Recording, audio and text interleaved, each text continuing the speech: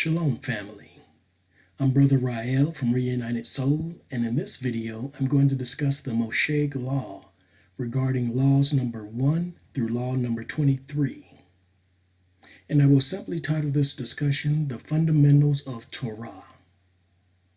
So, let us nourish our soul with scripture that we may reunite with the Most High, the Elohim of Yisrael. All scriptures will be read verbatim from the King James Version Bible. Now, let's get right into it. First, allow me to welcome you to the Moshe Law series, where I attempt to simplify, introducing the law to those who may not be familiar with it. It is necessary for our people to familiarize themselves with the Law of Moshe, also known as the Law or the 613 Commandments, which can be found in the Torah that is located in the books of Exodus, Leviticus, Numbers, and Deuteronomy. The number 613, as in 613 commandments, derived from the sum of 248 positive commandments, as in do such and such a thing, and 365 negative commandments, as in not to do such and such a thing. Some may contest the number 613 because of duplicate or repetitive commandments. Some even believe that the number 613 may be symbolic. However, this is not the focus of this discussion, although I will try to point out duplicate commandments when I come across them. I will utilize the number 613 in this discussion for the purpose of identifying specific commandments. And you may notice that the 613 commandments may be arranged in different order, depending on the source that you use. It would be useful when dealing with the 613 commandments to identify the source that you are referencing. For example, in this discussion, I will cover commandments number 1 through number 23 from the widely accepted list from the 12th century scholar Maimonides, who was known to be the first to document the commandments from the Torah. So if your list of laws are arranged in an order that is different from the one in this discussion, now you know why. Also, for the sake of this discussion, I will from here on refer to the 613 commandments as the law, as in, I will point out laws number 1 through number 23. For the sake of this discussion, I will identify the law, state the purpose of the law, and cite the scripture that is assigned to the law. Also, for the sake of transparency, I will read the scripture verbatim from the King James Version Bible. However, when stating the purpose of the law, I will omit the word God, He, or Him, and replace it with Elohim or the Most High. I will omit the word Jew in laws number 13 and law number 15 by replacing it with Yisrael, simply because the name of the Most High's people are called by His name according to 2 Chronicles chapter 7, verse 14.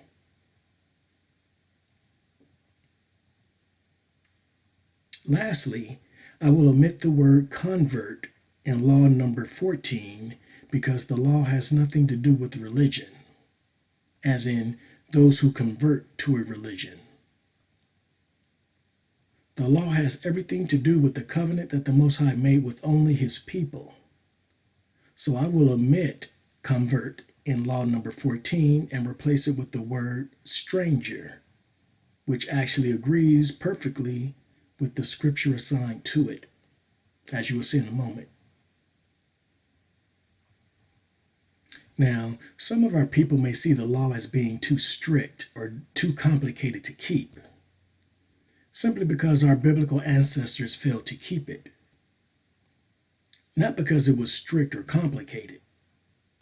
Our biblical ancestors failed to keep the law because they wanted to mingle with other nations who worshipped other gods. and the Most High is simply not going to have it. However, there is one thing that we know for sure as the Most High's remnant, after 400 years of captivity and affliction that our biblical ancestors may not have known. And that is, we have documented proof of the nations who are confederate and hell-bent on keeping our people in poverty and in servitude to them. The nation's wickedness has been exposed, and we see them for what they truly are. So, once the Most High restores us as a holy people and moving forward, we know as a holy nation what must be done. Shout out to King David, the warrior king who subdued all his enemies. Now, before getting into the law, let's understand the importance of keeping the law from Moshe himself, according to Deuteronomy chapter 4, verses 5 through 9, and I read, Behold, I have taught you statutes and judgments, even as the Lord my God commanded me, that ye should do so in the land whither ye go to possess it. Keep therefore and do them, for this is your wisdom and your understanding in the sight of the nations, which shall hear all these statutes and say, Surely this great nation is a wise and understanding people. For what nation is there so great, who hath God so nigh unto them, as the Lord our God in all things that we call upon him for? And what nation is there so great, that hath statutes and judgments so righteous as all this law, which I set before you this day?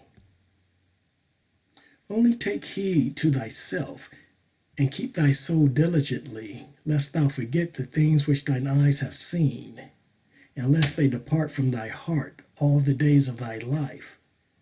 But teach them to thy sons and thy sons' sons.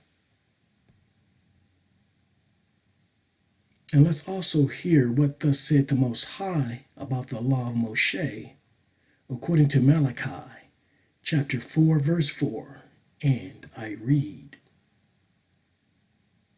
Remember ye the law of Moses, my servant, which I commanded unto him in Horeb for all Israel, with the statutes and judgments.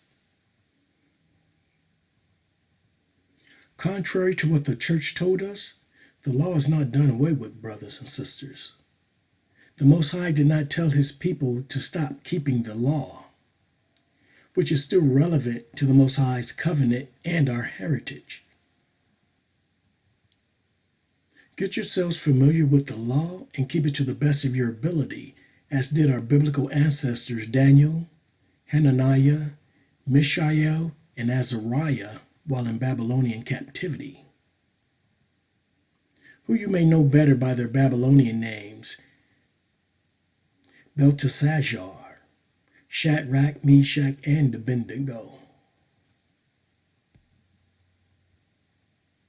Now, without further ado, let's begin this discussion, the fundamentals of Torah, with law number 1, to know there is an Elohim. The scripture assigned to this law is Exodus chapter 20, verse 2, and I read, I am the Lord thy God, which have brought thee out of the land of Egypt, out of the house of bondage. Law number 2, not to entertain thoughts of other gods beside the Most High. The scripture assigned to this law is Exodus chapter 20, verse 3, and I read, Thou shalt have no other gods before me.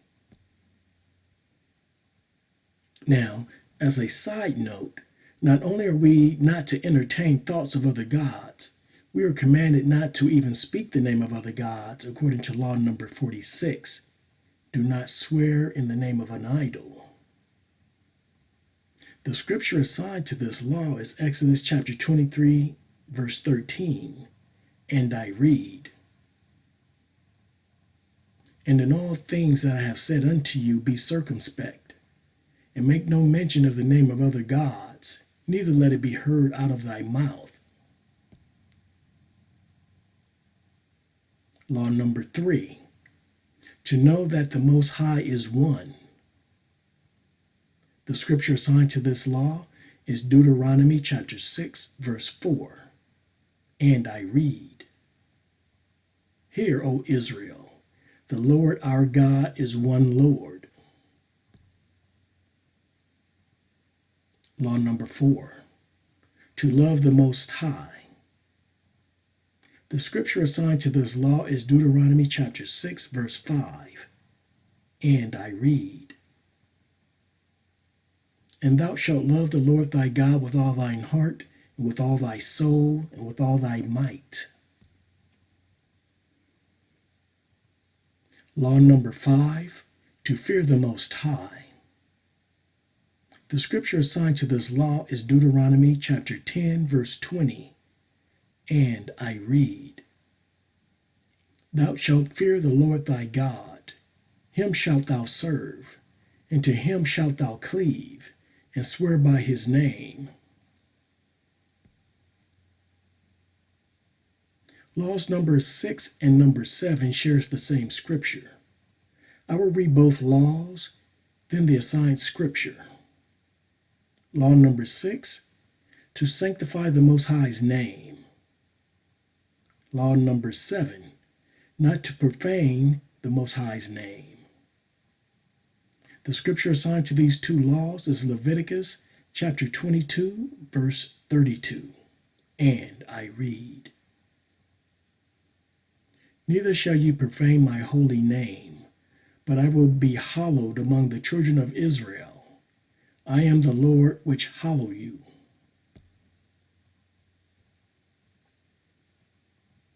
Law number 8, not to destroy objects associated with the Most High's name.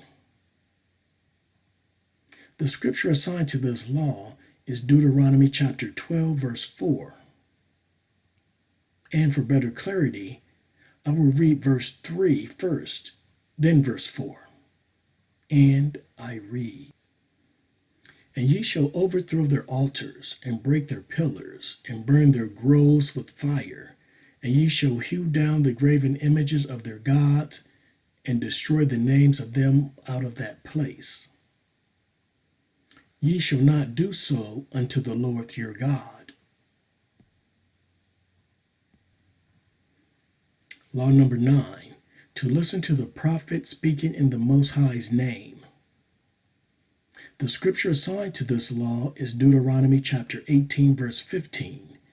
And I read, The Lord thy God will raise up unto thee a prophet from the midst of thee, of thy brethren, like unto me. Unto him ye shall hearken.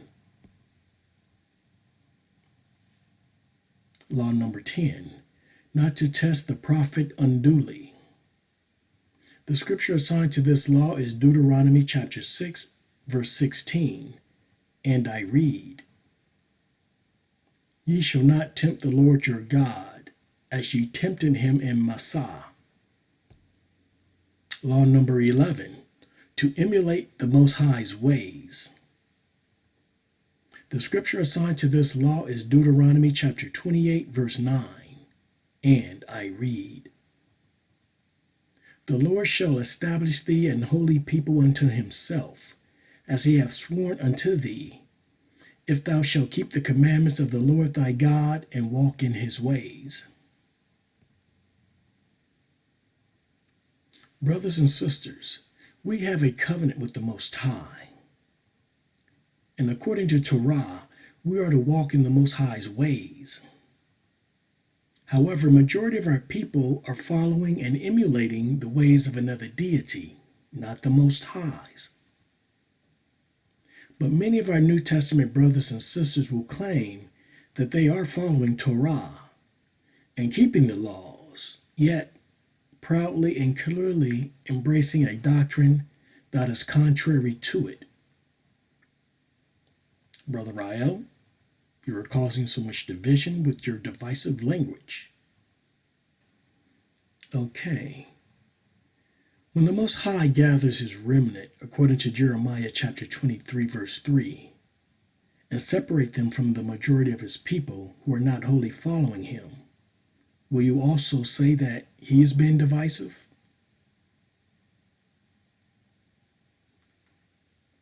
Law number 12, to cleave to those who know the Most High. The scripture assigned to this law is Deuteronomy chapter 10, verse 20, and I read, Thou shalt fear the Lord thy God, him shalt thou serve, and to him shalt thou cleave, and swear by his name.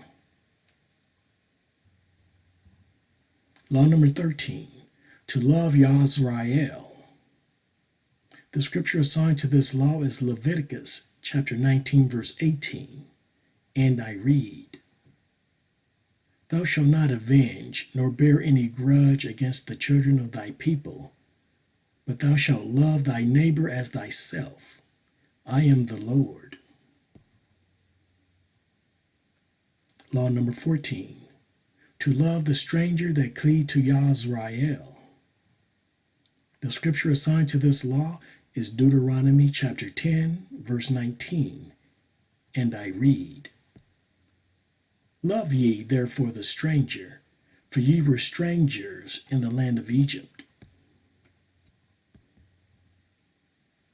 Now, law number 15, number 16, and number 17 shares the same scripture.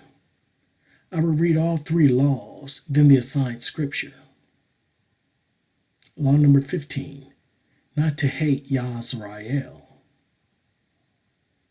Law number 16, to reprove wrongdoers. And law number 17, not to embarrass others. The scripture assigned to these three laws is Leviticus chapter 19, verse 17, and I read, Thou shalt not hate thy brother in thine heart. Thou shalt in any wise rebuke thy neighbor, and not suffer sin upon him. Law number 18, not to oppress the weak.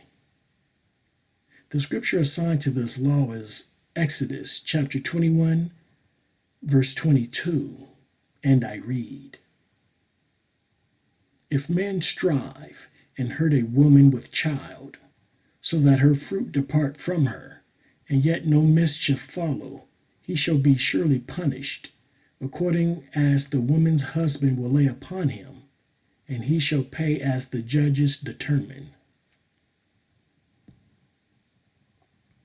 Law number 19, not to speak derogatorily of others. The scripture assigned to this law is Leviticus chapter 19, verse 16, and I read, Thou shalt not go up and down as a talebearer among thy people, neither shalt thou stand against the blood of thy neighbor. I am the Lord. Now, laws number 20 and 21 share the same scripture. Law number 13, to love Yisrael, also shares the same scripture. I will read both laws number 20 and 21, then the assigned scripture. Law number 20, not to take revenge. And law number 21, not to bear a grudge. The scripture assigned to these three laws is Leviticus chapter 19, verse 18, and I read, Thou shalt not avenge nor bear any grudge against the children of thy people, but thou shalt love thy neighbor as thyself. I am the Lord. Law number 22, to learn Torah. You may also see it read as to learn Torah and teach it. The scripture assigned to this law is Deuteronomy chapter 6, verse 7. And for better clarity, I will begin with verse 6, and I read, And these words which I command thee this day shall be in thine heart. And thou shalt teach them diligently unto thy children, and shalt talk of them when thou sittest in thine house, and when thou walkest by the way, and when thou liest down, and when thou risest up.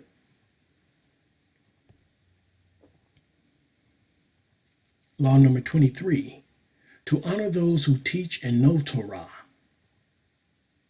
The scripture assigned to this law is Leviticus chapter 19, verse 32. And I read, Thou shalt rise up before the hoary head, and honor the face of the old man, and fear thy God. I am the Lord.